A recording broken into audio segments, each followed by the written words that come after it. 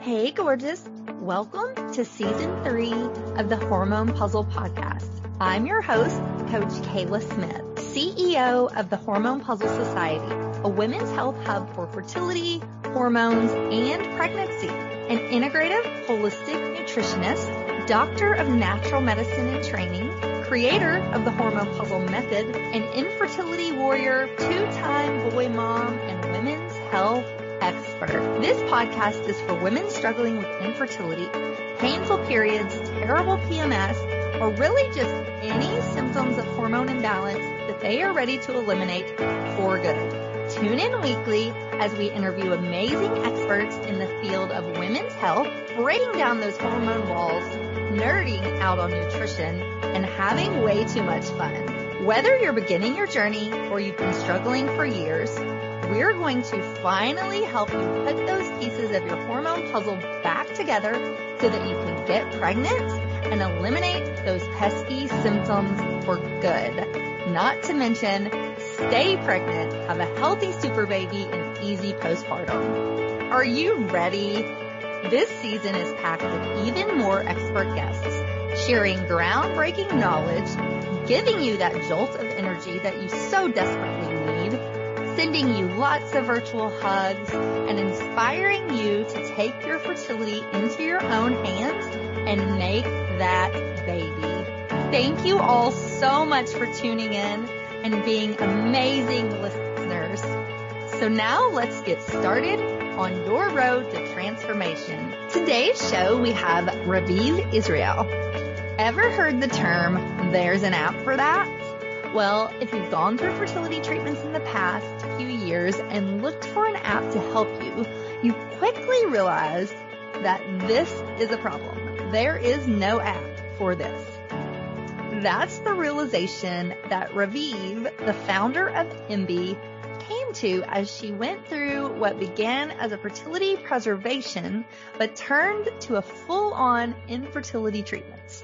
As a type A, Ravid started tracking all things related to her fertility and treatments in an Excel spreadsheet, her phone's calendar, and traditional TTC apps. She quickly noticed some patterns as she started comparing her cycles and began advocating for changes to her protocol. The result was better quality eggs and higher fertilization rates. She knew right then and there that other women needed this information too, and Embie was conceived. Ravid's fertility journey began in 2012 with a cervical cancer diagnosis, followed by severe endometriosis, multiple fibroids, and an MTHFR mutation. This prompted a move abroad for more affordable reproductive care, which was followed by 6 full IVF cycles, 4 transfers, and a lot of experimentation. After 5 IVF cycle attempts with her partner, Ravid succeeded on her SMBC first donor cycle, which resulted in the birth of her son in November of 2020. Today's show is all about the Embie app, what it is, and how it can help you as you go through treatments on your fertility journey. Now, let's welcome Ravid to the show. Hey, Ravid, welcome to the show. Hi, Kayla. Thank you for having me. Yeah, thank you so much for being here. I'm so excited for our conversation. So let's dive into things. Yeah, tell me a little bit more about you and how you started working in women's health and then how you developed the Embie app. Yeah, so I don't even know where to start anymore. I mean, I'm born in Israel, raised in the States. I lived there for 28 years. I went through some of women's health issues. 19 years old, started having really painful times. Nobody told me why.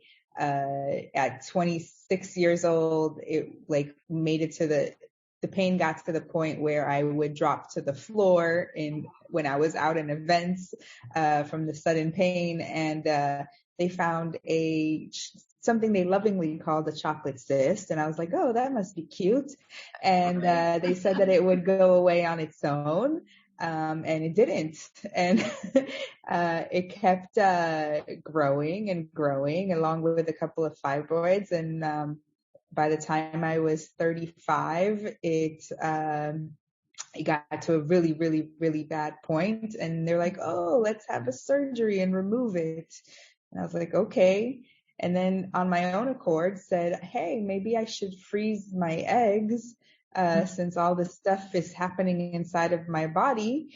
And I went to electively preserve my fertility, and turned out that I was already infertile. So the preservation didn't go very well. I only was able to freeze 2 mature eggs. And if I had to guess, I would say that probably both of them are a pile of crap Yeah. that will never be used. But it's started a whole new journey for me. I did the egg freezing in Israel, because of pricing. It made sense for me to go abroad.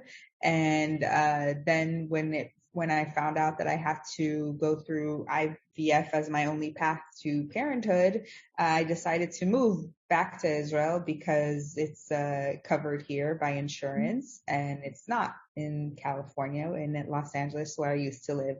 And so I knew I would need multiple rounds based on the egg retrieval that we did. I just didn't know how long, and how hard, and how much it would be. I thought nobody really told me how severe my situation was. They were just like, oh, maybe it's just because you just had your lap, and so you didn't respond well, and maybe your ovary will start responding again, and all of these maybes.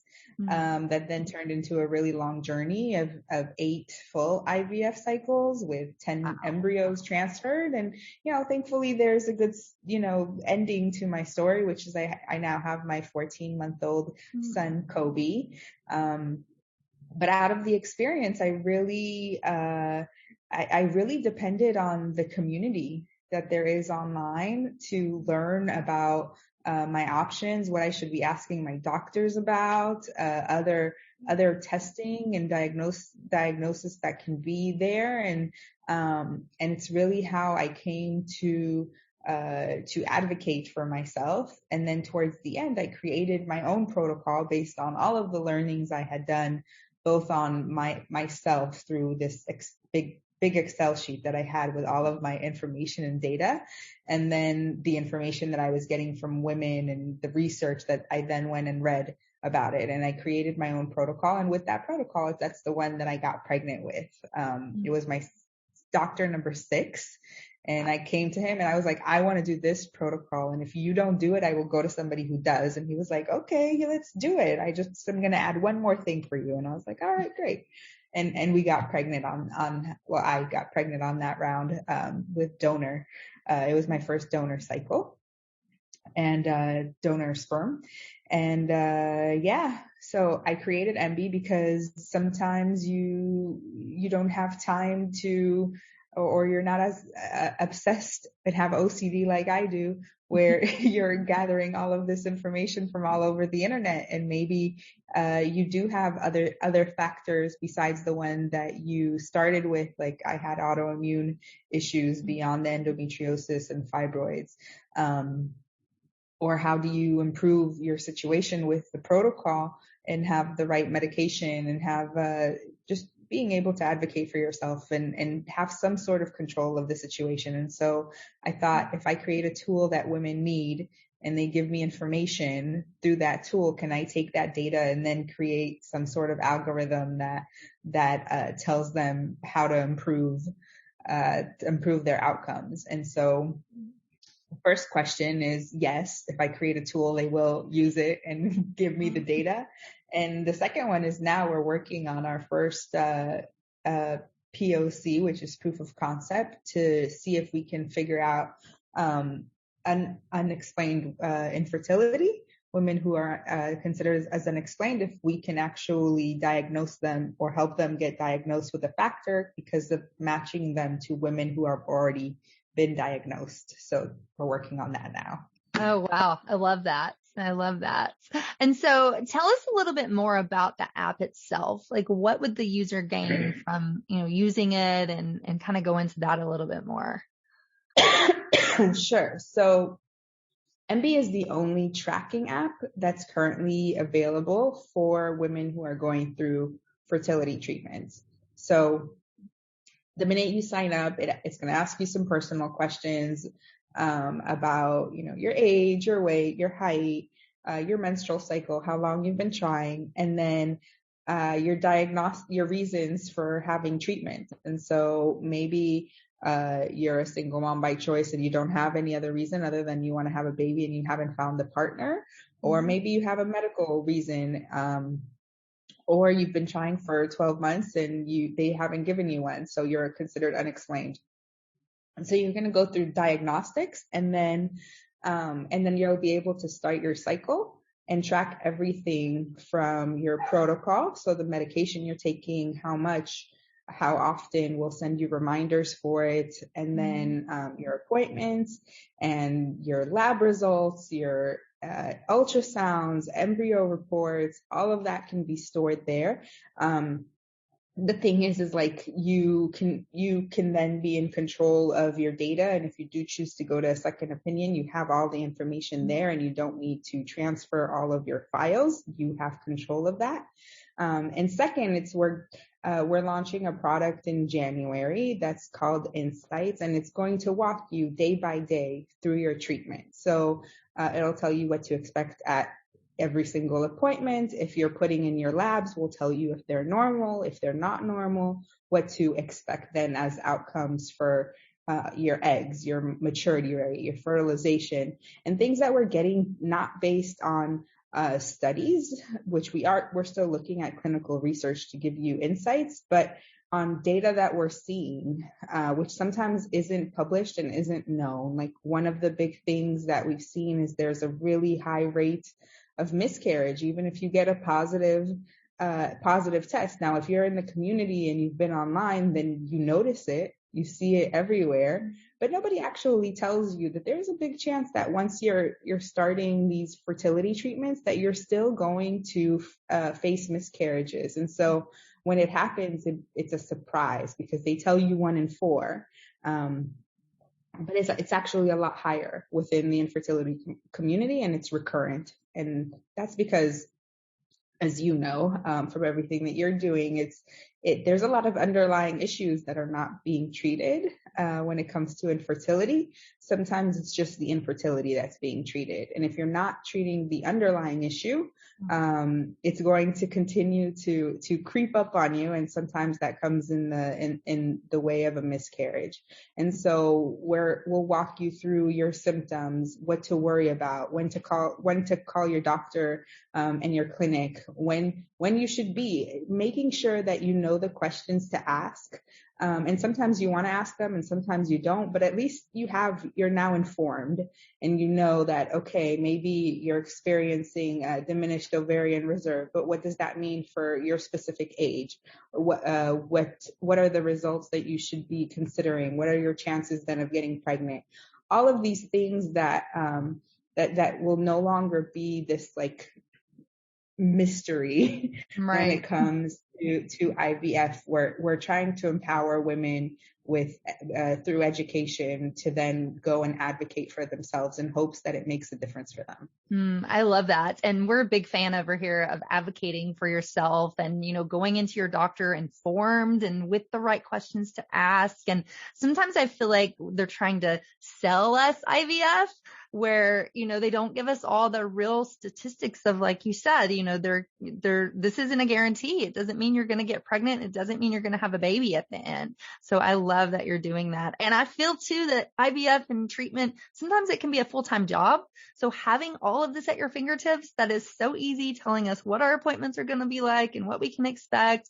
Oh my goodness, what amazing technology. I love it. I love it. Yeah, no, it's exactly that. It's one of those things where, I'm an A type of personality. And so I did all of this research and I read thousands of clinical studies and I still am because I'm writing these insights every day along with our medical staff. But you don't have to be, and there's a lot of women who aren't, but they still want to know what their options are and what your choices are. And so now it's going to tell you that just based on where you are, like We've taken some of the most Googled questions, just like even simple things about like how many days of abstinence is recommended prior to an IUI or IVF, or can I take a hot bath afterwards? Like all of these things that you sometimes feel silly asking, but we all know that we do. Or what are my symptoms 3 days past transfer? All of those things, we're looking to answer those for you in a way that you don't even have to go and Google or search for it. It's going to be intuitive because we know where you are in your cycle. We know that you just had a transfer, that you're going to be asking yourself these questions. And if you're putting in specific symptoms, we'll also let you know if some warning signs based on the symptoms that you're entering. I love that. It's amazing. And so is this something where we can link this with our doctors and our clinics, or is this all information that the user puts in? This is all information that the user puts in. The minute that we go with doctors, it's private clinics. And so everybody has their own system. And so initially, while that was my idea to go and connect everybody, it's harder. It's easier said than done. And so the easiest way to do it was to give the woman access to this information so that she could put it in. It also makes you an active part of the process, where maybe before you weren't asking, hey, what's my estrogen today? Like now you might be asking for it. And then you'll have and own all of this information, where anybody who's ever gone to a second doctor or a third or a fourth or sixth in my case, transferring those medical files can be really tedious and hard. And now you can just have it there, and you can request to download it, and you can download reports from each one of your cycles. So it's all there for you. Amazing. And sometimes even they'll charge you. If you ask your clinic to send reports to another clinic, they'll charge you for that, and it can get really expensive. So having it at your fingertips is such a no-brainer. I love it. So for your users, it's a free app, or is it a paid service?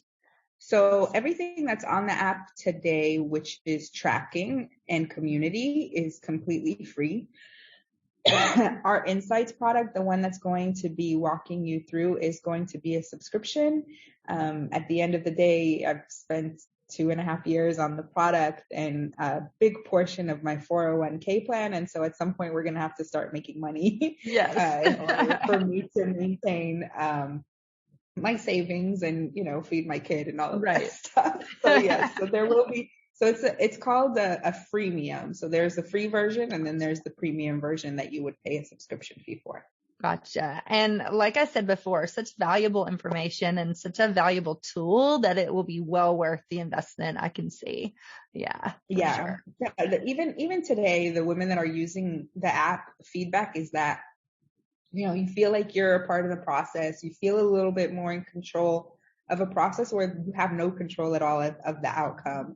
And you have this community that's supporting you. And so you feel just a lot more relaxed through the process. And I know we hate the whole, just relax, but having some of that anxiety taken off of you, it's a big weight that's been lifted and a big help. That's the feedback that we've been receiving from our users.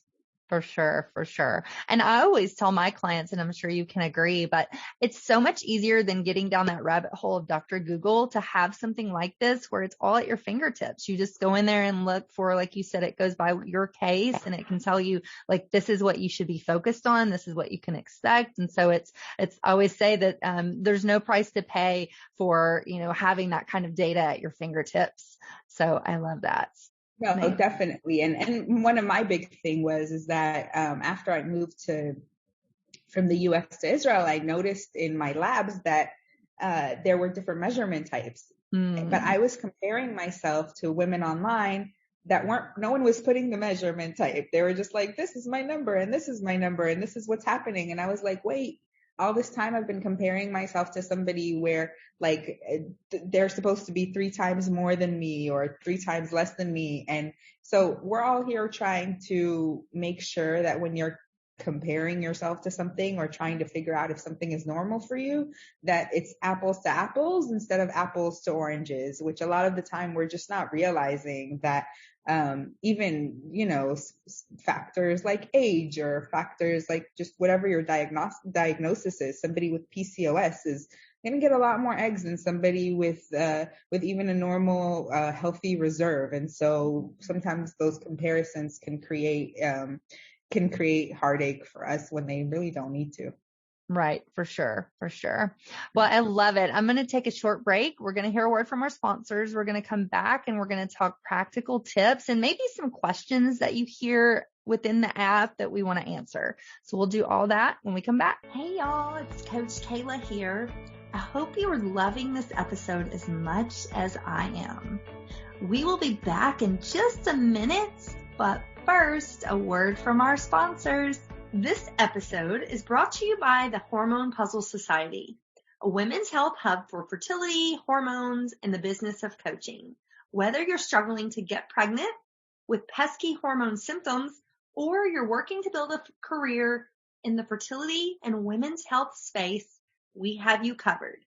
Visit our website at www.coachkayla.com to learn more on how we can help you.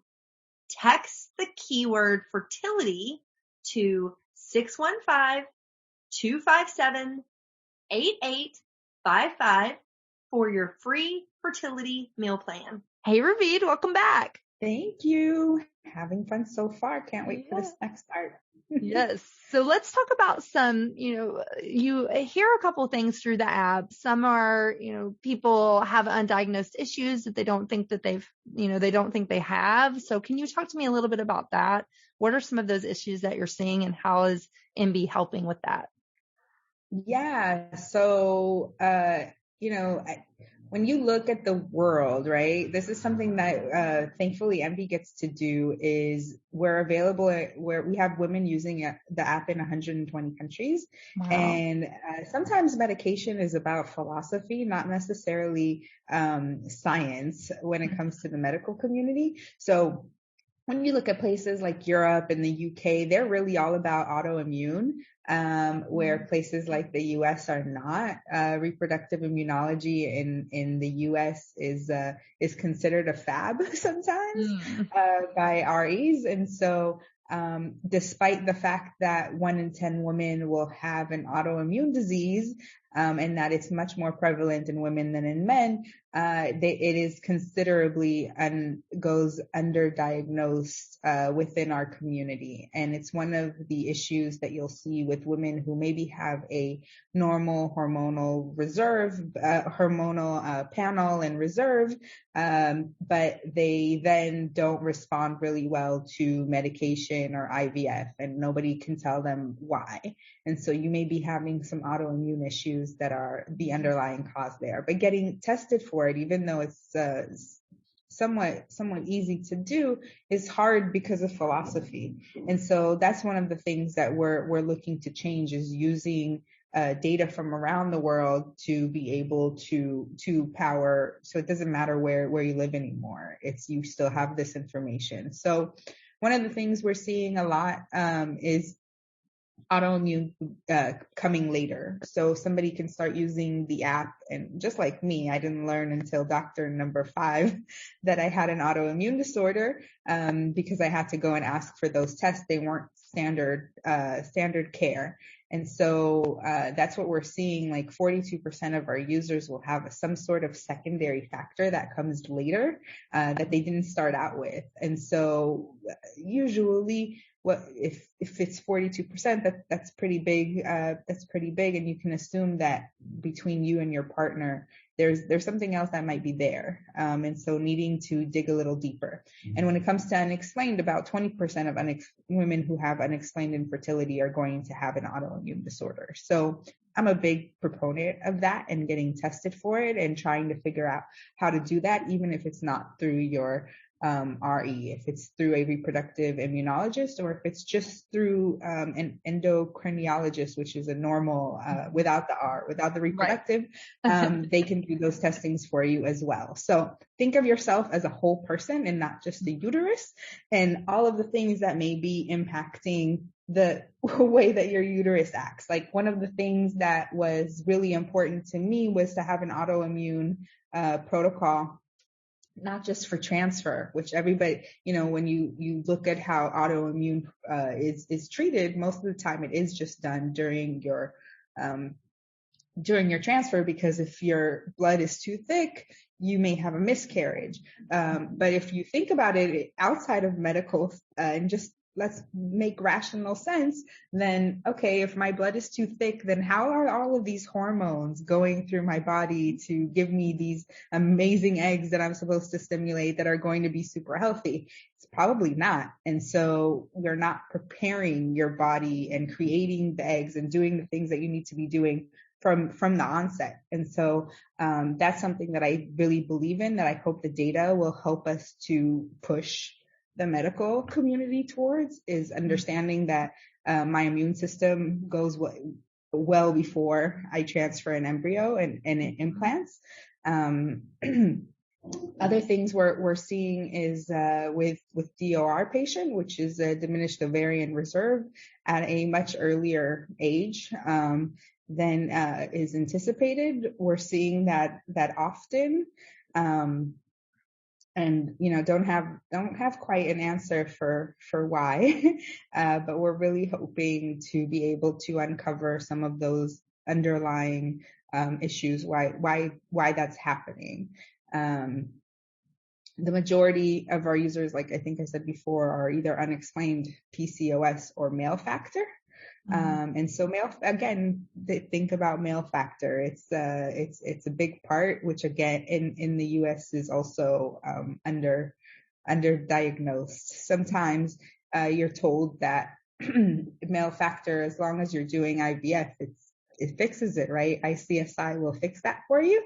But that's not necessarily true. So you can have DNA fragmentation. Sperm can impact your implantation rates and miscarriages. And so the wonderful thing about sperm is that you can improve it. And so that's how your partner can be an active part of your treatments, where a lot of the time it feels like a lot of it is on us. We're the ones taking all the shots. We're the ones going through anesthesia and retrievals and transfers and everything else. But there is a lot that the man can do. And honestly, even if their sperm is all the parameters are really, really great. Something that a urologist once told me was that one of the reasons he believes that I got pregnant is that even though my eggs aren't the best ever in the world, once I got really young and amazing, healthy sperm, that helped my egg along and it helped to create the baby. And so there's no scientific facts there, right? This is a urologist with his experience telling me this. But I really would love to think that this is actually 50-50, even though they don't always make us feel that way. They make us feel like it's the egg no matter what. And so your partner can take an active role in all of this if they choose to, by even improving their sperm even more so that it can help your egg along. If your egg needs that extra boost, the sperm can do that for you. And it'll feel just really good having a partner who's there with you and as committed as you are to the process. For sure. I love that. And I completely agree about, pulling that autoimmune component in. I have said that for years, that I feel like a lot of clients that I see, if they do have an autoimmune condition, then they're also struggling with fertility. And I'm like, there's got to be a link there, but the medical community is not really looking at that. So I'm so glad that you brought that up and that you guys are kind of diving into that arena. So that's amazing. And definitely male factor too. So is that something where the male partner would also have an account with Embie, or, are they putting in their sperm, their semen analysis and all of that as well? So it's kind of telling them like, this is what this means. So right now it's the app is made for the woman's journey. And so she can add that they are having male factor, and then we'll ask them for the semen analysis and a bunch of questions about that. And we will give them information on the app for it. Right now, we don't have a separate login for men, and we wanted to make it women just because of the community factor. It's we want to make sure that it feels like a very safe space. But we do intend in the future to be able to add a partner, because the partner may not even just be the man partner. Sometimes it's your egg donor or embryo donor or your surrogate. And so those are all women within the community that are going through a treatment, whether it's for their own baby or not. And so we want to be able to have you be able to connect you to partners in that kind of way. Gotcha. It's definitely a future feature. Yes, I love it. Amazing. So tell us where we can find you. Where can we learn more about Embie, and where can we get the app? Yeah, so the app is available in the App Store if you have an iPhone, or in the Play Store for Android. Those are the two big ones. You can also find us at embieapp.com or Embie app in any of the social media. So on Instagram, Twitter, and Facebook, though we are the most on Instagram, we are very, very active there. And yeah, we hope to see everybody in the new year. We know that's a big, we always say New Year, same goal, bring home a baby. Right. And so we hope that everybody will be joining us in the new year for that goal. For sure. I love it. Well, Ravid, thank you so much for being here. It's so fun to talk to you and learn about this amazing app. So thank you. And as we close, I would love to hear any final thoughts, piece of advice, or words of wisdom you want to leave us with. Yeah. Piece of advice. I think it's just know that you're not alone in this journey, and that sometimes it feels like there's no end in sight, or there's more questions than answers, but there's always answers. There's always options. There's always something there, and there's always someone who has walked that path before you. And so if you need that support, whether you find it on Embie or you find it on social media, it's there for you. And I think that it's the most powerful tool that we have while going through this journey. And so I would really, really tap into that. For sure. I love that. And I completely agree. Well, thanks again for being here. It was so fun talking to you. So thank you. Thank you so much, Kayla, for having me. It was a pleasure to be here and share everything about Embie and my journey. Thank you. Thank you for listening to the Hormone Puzzle Podcast. Until next time, bye.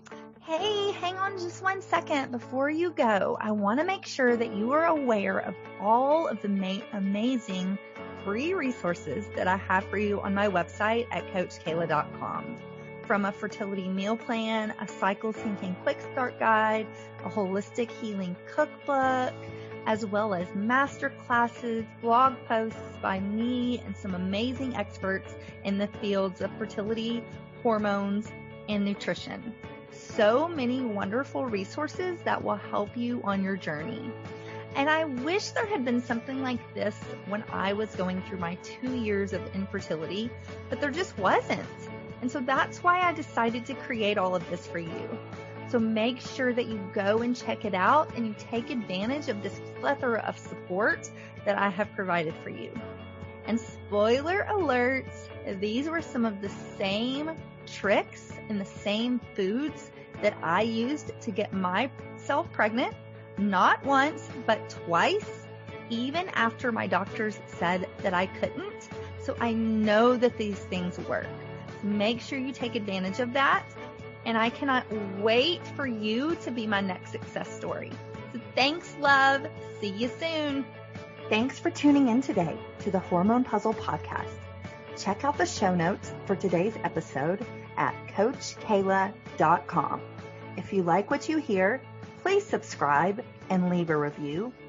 Thanks for hanging out with me, and I'll see you next week.